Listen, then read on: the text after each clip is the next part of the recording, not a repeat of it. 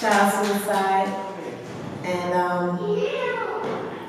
not only did I lose my daughter to suicide, I lost my father when I was 2 years old to suicide.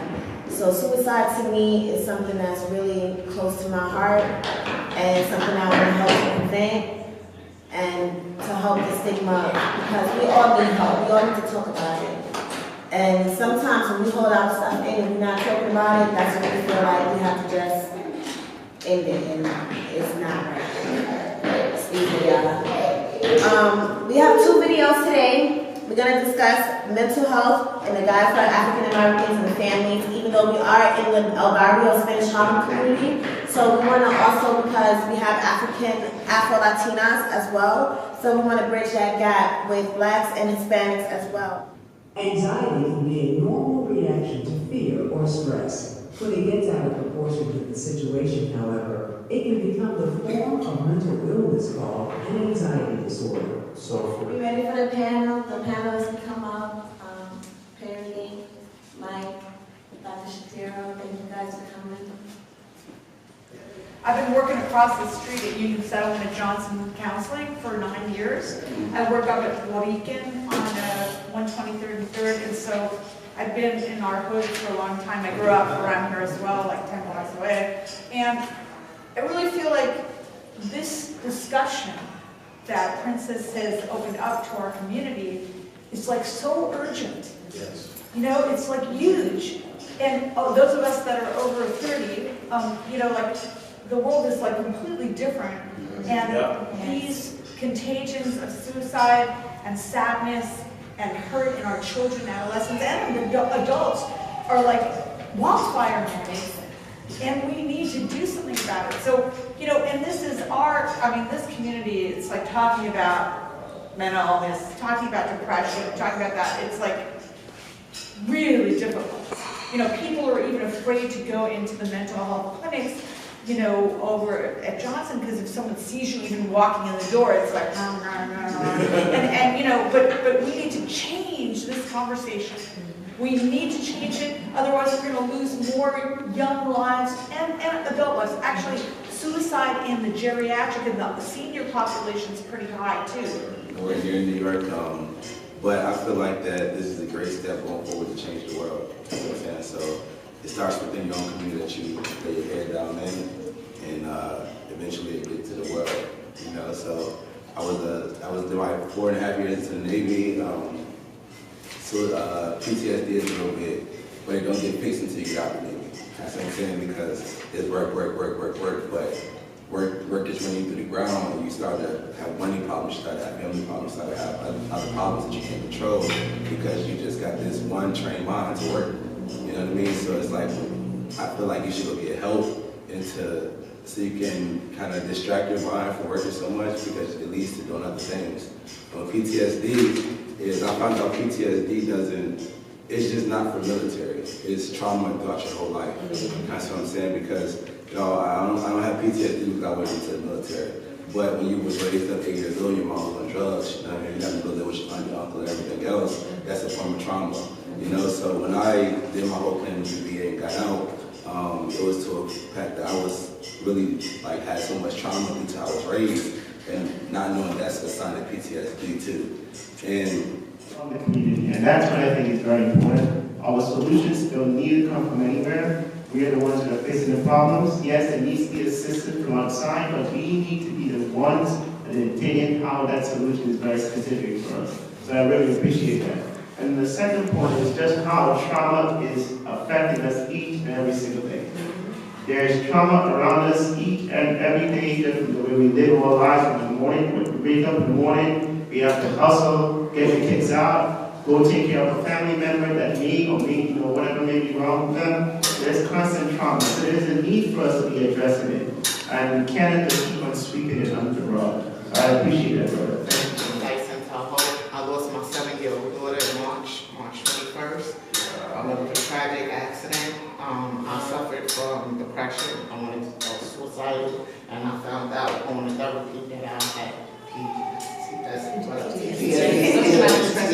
post-traumatic stress disorder. When I lost my daughter, it was like a spiral. It was just so short. We was just in the room watching TV. She went in the kitchen. She was playing in the kitchen as she usually do, making her little videos. And she decided that she wanted to prank me. She'd been pranking a lot. So she was eating chips and she accidentally hung herself.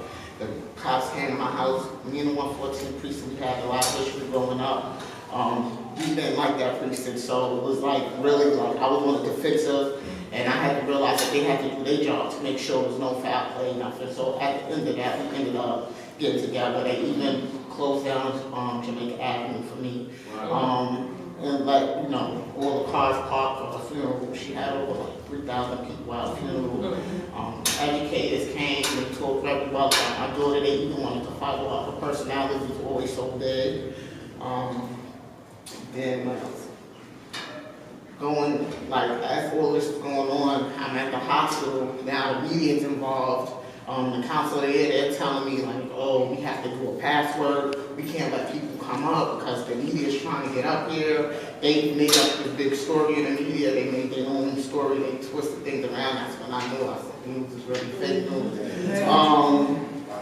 Then after that, I had ACS coming. I had other kids. So now I'm worried. I got to try to get myself and my thoughts together, and I'm trying to be strong. I'm looking at my daughter laid up when we ate for the specialist to come. You know, I did CPR, I'm CPR trained, so I was at home, I couldn't understand like what is going on, why she's not responding. I was coming in and out, because you know, I had other kids, I had other people to keep on me, but the thought of suicide just felt so good. Like, let's not eat me no more. Have to with anything, I just decided I wanted to be my job. Like, take off as long as you want. I went for kindness, I had great people around me. So I was like, oh, I don't even want to, I can't live, I just don't want to live. So I decided, I said, you know what, I have to, it's not fair to my other kids. That means I love them, I want to do, I love all my kids. Around here, you know, or even if, where would you go for help? Well, I was on 119th in Lexington since I was 13 years old, up until 27 years old. Okay, I done seen people fire right there on 116th and Park. About 9 years ago happened. I'm watching this happen. I stood on 119th in Lexington in front of the Chinese restaurant, watching a man come shoot another man in the head. I'm a mental health patient. You understand what I'm saying? I take medication. I've been on medication since I was 17 years old. You understand what I'm saying?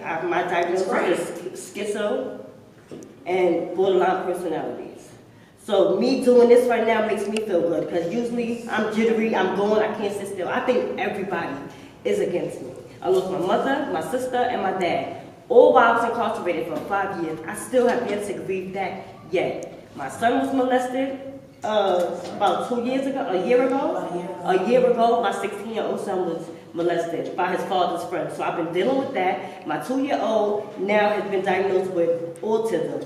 So I deal with all that. But you know where to get help. Yeah, I do. I went to my psychiatrist yesterday because I felt like enough was enough. My 20-year-old's in jail. I felt like yesterday I'm tired. I just wanted to get rid of myself. I called multiple people. Nobody answered. So I tried one more time. Call my grandmother. She answered. She's 90 years old. So for me to call her and break down hysterical could have killed her. But she was the strong one. She didn't bust a break. She didn't cry nothing. She said, cry. Get it out. And that's why I'm here today again, not only to support my friends. When the mental disorder or stress or depression becomes beyond the normal everyday, a lot of the things we saw in the film earlier today, I do think that's when all of the organizations that are participating today, thank you so much for coming here, is important, and access to them is important. But I hear you about the numbers too, and I told prisoners when we had the first workshop, I was like, we need more kids out. I don't know who's going to be responsible for it, but we need to get more out. But I also realize that everybody's busy, everybody has lives and responsibilities. So I also think the organizations, and I'm helping brainstorm, how do we get to the people more? Because sometimes they can't get here. And so we talked about this on our call at one point, like if the kids are using social media, how do we come up with social media tools and games and whatever it is that's positive so that we're meeting them where they are today. Because I don't think it's realistic to say, no more social media, I'm taking this away, you know, that's not really, that's a punishment, that's not really. The last one they said, be a community advocate, go knock on doors, go out and walk, that's what I'm trying to do. Go out. There are some young people in the audience that want to hear from Michelle, want to hear from them as well. So was there a comment you had, young lady? My friend, her mom she has an iPhone, and her mom has this parenting, and my friend can have no social media, she cannot even download it. It will ask for her mom's information, and all she can use is YouTube and text messages and call her mom. She cannot download social media like Snapchat, none of that. YouTube, she's able to see videos that make me No, YouTube is kids. It's kids YouTube. So it's kids, so it's only kids. Yeah, just kids. So when you get mad, like the first thing you do, when you get mad, You say that again? One mic. when you get mad, so what do you do? Some things that make you feel better when you get mad. What do you do? I'll take a hot shower. I don't search up YouTube suicide, because I'm not a suicide I know person. you want just how you what makes you feel better when your mom got on your nerves, or so what makes you feel better? Hot shower. I take a hot shower. I have teddy bears. I will squeeze my teddy bears and just go to sleep. I want to give you a hug, and then I want to introduce myself.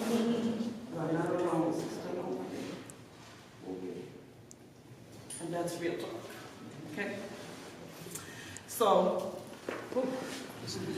my name is Maggie McDermott. I'm the Director of Social Services for Senator Brian A. Benjamin.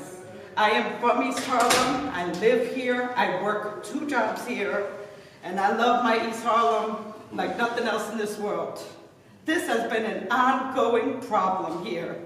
Sometimes we want to pretend that it just happened, that it just started again.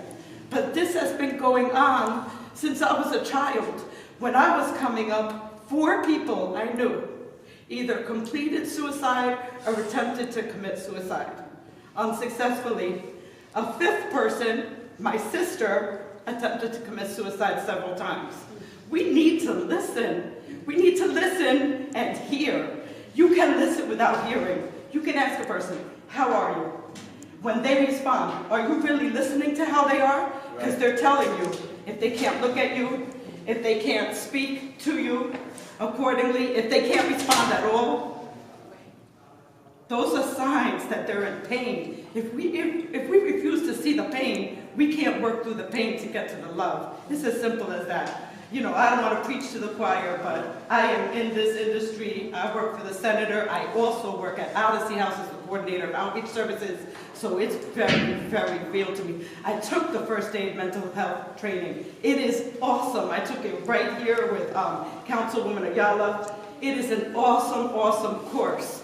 It's 8 hours well spent of your time, because even if it's you going through the emotions, you will learn how to best cope, how to best deal with them and reach out for help. Because the biggest mistake in this world is not reaching out for help. Us thinking, oh, they're gonna judge me, myths, stigmas, all this nonsense that surrounds mental health. I don't even say mental health. I use the term behavioral health. Because you know what? We have behavioral health issues. Plain and simple. It's behavioral health. We're going through it. I've seen a bullet go past my eye like this. I've been in that situation. I've been held up at knife point. I understand. We understand. We understand one another. So why can't we communicate and stop the shutting down and the not being responsive to one another? But I applaud everybody here in this room. I'm really glad that you followed up. I wrote a beautiful posting about you on LinkedIn after the first one, and it was real, and I got a lot of responses from it, a lot. Because people it's a difficult conversation, but if we're refusing to have the difficult conversations in this world, it's a problem. Without communication, we can't get anywhere. But I love the thought of allotting a certain time period for your children, for your teenagers in particular. I haven't seen my nieces' faces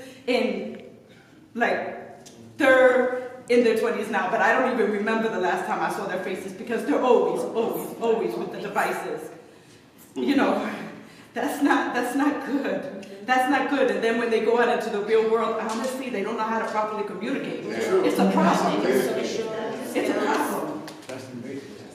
Thank you, everybody. So you can definitely reach out to the office of Senator Benjamin. He is on the committee for health, the health committee. You can reach out to us, 212-222-7315. That's 212-222-7315. And I have some cards too. So.